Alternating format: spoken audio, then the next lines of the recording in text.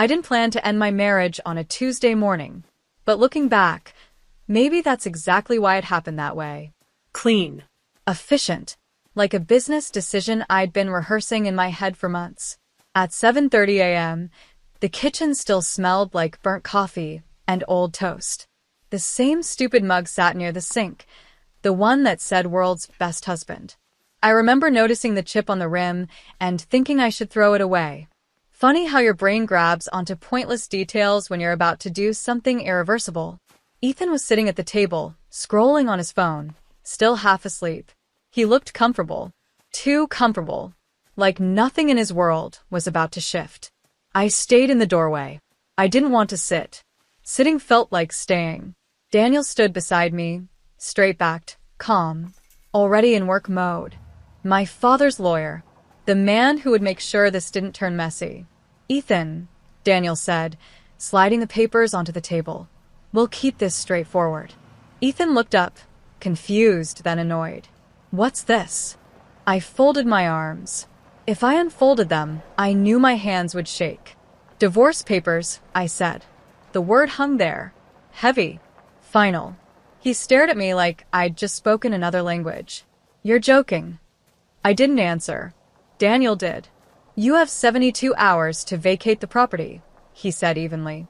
That's when Ethan's face changed. Not anger. Not even sadness yet. Just disbelief. Melissa, he said softer now. Can we at least talk? I almost laughed. Not because it was funny, but because it was absurd. We'd been talking. Or, at least I had. In my head. With my father. With myself. Talk. I said. We've talked for months. You just didn't hear me. That wasn't entirely fair. But it felt true in the moment. Daniel pointed to highlighted sections like he was explaining a warranty. You'll keep your vehicle and personal belongings. Ethan's jaw tightened at the word permitted. I saw it. I ignored it. What about the house? He asked. Daniel didn't miss a beat. The home was purchased primarily with family funds from Mrs. Cross's side. It remains her property. I watched Ethan look at me, waiting for something. An apology. A crack. A sign this was too far. I gave him nothing. There was someone else. He knew it. I could see the question forming before he said it. There's someone else, isn't there? That's not your concern anymore, I replied. The words came out colder than I'd practiced. But once they were out, they felt right. Protective. Like I was finally choosing myself. He signed. Quietly. No begging. No scene. That part surprised me. When he stood up and walked out, I told myself not to feel anything. And for a while, I didn't. I told people the marriage ended because we grew apart. That Ethan was kind but unambitious. That love wasn't enough. What I didn't say was that I was tired of carrying him. 15 years of construction, dust on his clothes. 15 years of explaining to my parents that no, he wasn't between opportunities. That yes, he worked hard, just not in a way they respected. Andrew respected me. Andrew understood rooms Ethan never would. Fundraisers. Boards. Circles where names mattered. Andrew didn't smell like sweat when he hugged me. He smelled like money and intention. So yes, I chose differently. And for a while, I felt powerful. The silence after Ethan left was unsettling. I expected relief.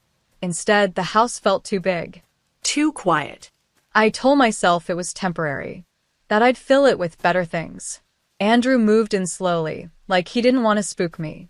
Dinner dates. Weekends away. No pressure. But something bothered me. Ethan didn't fight back. No angry texts. No calls. No desperate attempts to explain himself. He just vanished. At first, I told myself that meant I was right. That he'd always been weak. That once the comfort was gone, so was he. But then little things started to itch at me.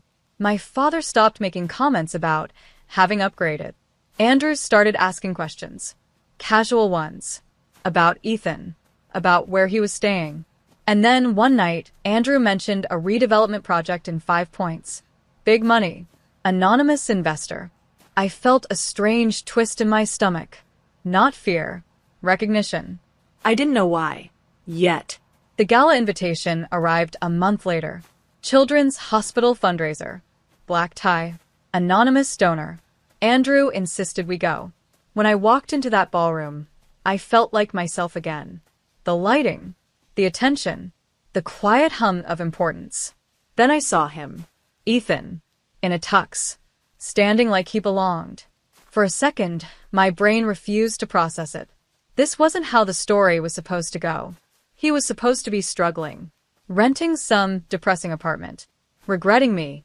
Instead, he looked steady. When our eyes met, something in me tightened. Andrew squeezed my arm. You know him. Construction, I said quickly. Too quickly. My ex-husband. Andrew smiled that tight, territorial smile and introduced himself. Ethan didn't flinch. I tried to regain control. I'm surprised you can afford tickets like this, I said lightly. He looked at me, calm as stone. I manage. 2 words. They followed me the rest of the night. By the time my father called me the next morning, I already knew something was wrong. He didn't waste time. He never did. Your ex-husband, he said, has become complicated. That was the first time fear crept in. Real fear. Because whatever Ethan had turned into, it wasn't the man I'd erased from my kitchen. And deep down, I knew something else too. I hadn't just misjudged his future. I had misjudged his worth. I didn't sleep that night after the gala. I kept seeing Ethan's face. Not angry. Not broken. Just calm. Like he'd already walked through something painful and come out the other side with nothing left to lose. That terrified me more than rage ever could. Andrew noticed, of course. He always noticed when my attention drifted somewhere that wasn't him. You okay? He asked, loosening his tie as we got into the car. Just tired, I said. It was a lie, but it was a small one, and I'd told myself bigger lies before. The drive home was quiet, the kind of quiet that presses against your ears. Andrew's fingers drummed against the steering wheel, restless. You didn't tell me he was like that, he said eventually. Like what? Confident, he replied. Comfortable. I shrugged. People fake things. But the words tasted wrong the moment they left my mouth. Because nothing about Ethan that night felt fake. The call from my father came early the next morning. Come to my office, he said. Alone. That's never a good sign. His office overlooked the city, glass and steel and quiet power. He didn't offer coffee. Didn't waste time. Your ex-husband has access to significant capital, he said. I laughed before I could stop myself. That's impossible. He turned his screen toward me. No numbers. Just connections. Shell companies. Quiet acquisitions. The 5 Points Project. The anonymous hospital donation. A trust account that had been dormant for decades and woke up. This doesn't make sense, I whispered. He worked construction. Yes, my father said coolly.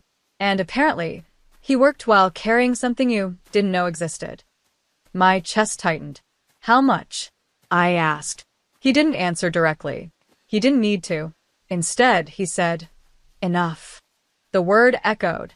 Enough to change leverage. Enough to change perception. Enough to change value. I felt something crack inside me then. Not guilt. Not regret. Fear. Because the man I dismissed, the man I'd thrown out with paperwork and a deadline, was no longer small, and I had treated him like he was. Andrew pulled away slowly after that.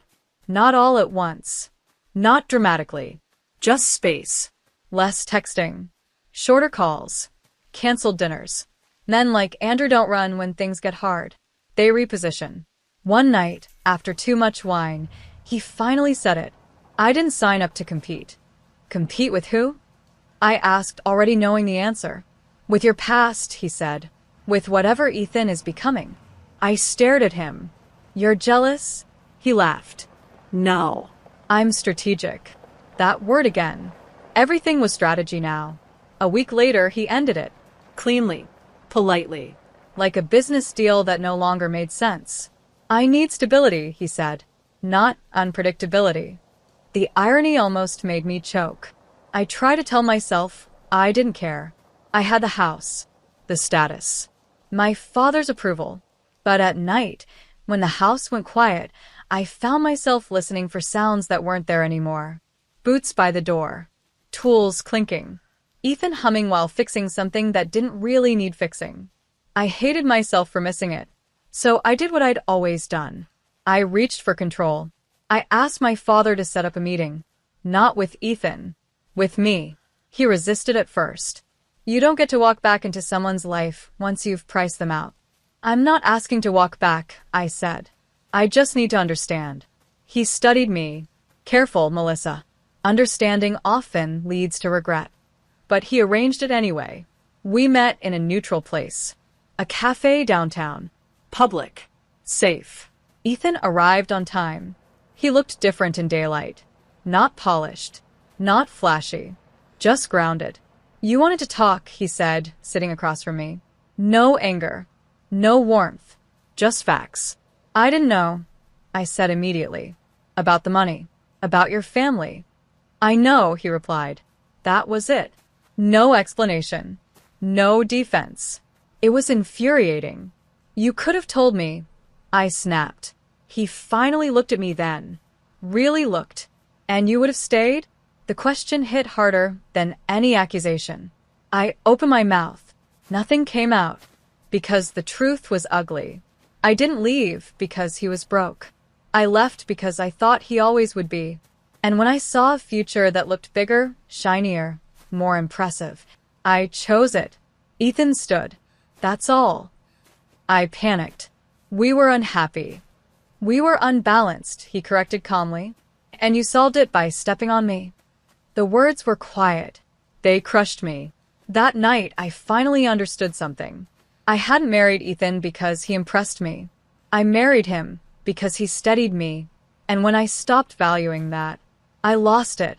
The message I sent him later took me 20 minutes to write. Can we meet again? Just us. He replied an hour later.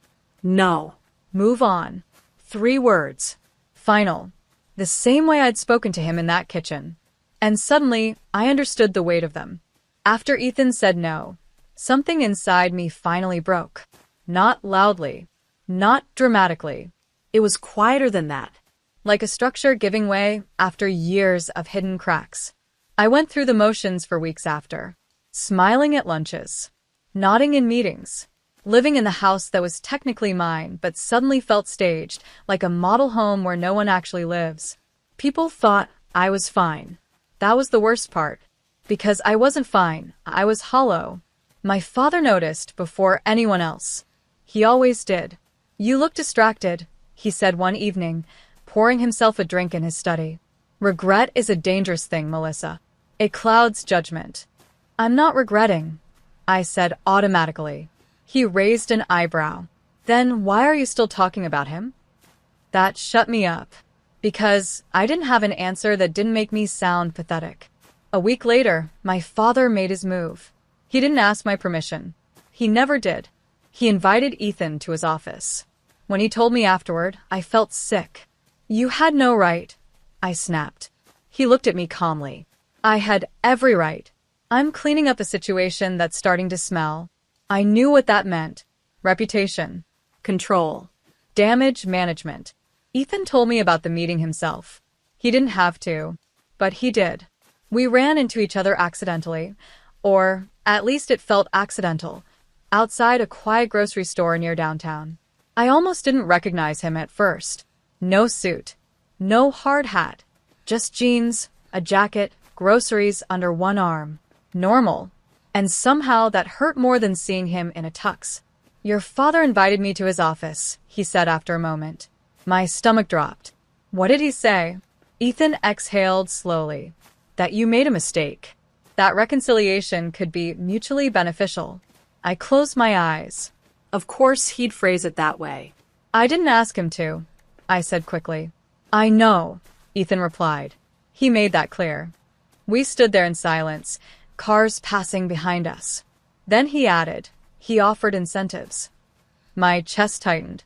What kind? The kind that assume I still want back what I already survived losing.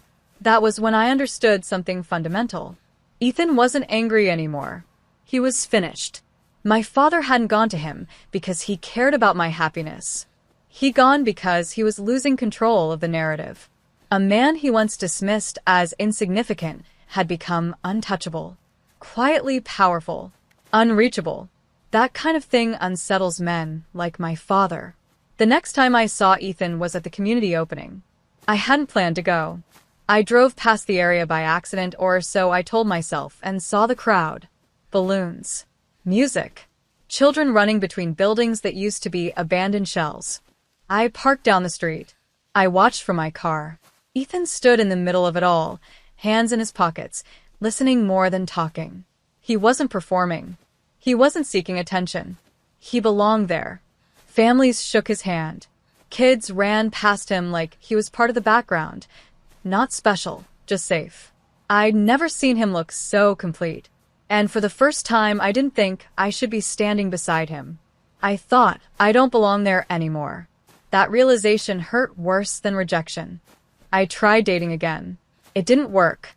Every man felt transactional, measured, interested in what I represented instead of who I was.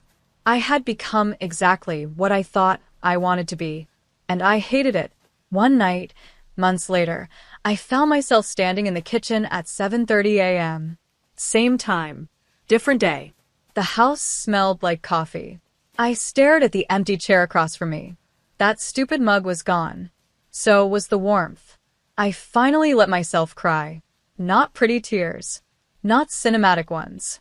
The kind that make your chest ache and your throat close and your reflection look like a stranger. I cried for the marriage I dismantled with logic instead of honesty. I cried for the man I underestimated because he didn't sparkle in rooms my parents valued. I cried because deep down, I knew the truth I'd been avoiding. I didn't leave Ethan because he failed me. I left because I believed love should elevate my status. And when it didn't, I treated it like a bad investment. I never contacted Ethan again. Not because I didn't want to, but because I finally respected him enough not to. Some doors close not out of cruelty, but because opening them again would dishonor what was learned on the other side. I heard about the foundation later. My father mentioned it offhandedly, irritated. Your ex-husband is pouring money into job training programs for single mothers, he scoffed. Pointless sentiment. I smiled quietly to myself. That was Ethan. Fixing things. Building stability where chaos lived. Loving in the only way he ever knew how, by making life safer for people who needed it. Sometimes, late at night, I imagine a version of my life where I stayed. Where I valued steady over impressive. Where I didn't confuse ambition with worth. But imagination is a cruel luxury. Reality doesn't bend to regret. The last time I saw Ethan, truly saw him, was months later. I was leaving a cafe. He was walking in. Our eyes met for a fraction of a second. No bitterness. No longing. Just recognition. And then he looked past me. Not rudely. Naturally. Like you look past a chapter you've already finished reading. Here's the truth I don't say out loud. Losing Ethan didn't ruin my life. But it showed me exactly who I am when love isn't convenient. And that knowledge, that stays. Forever.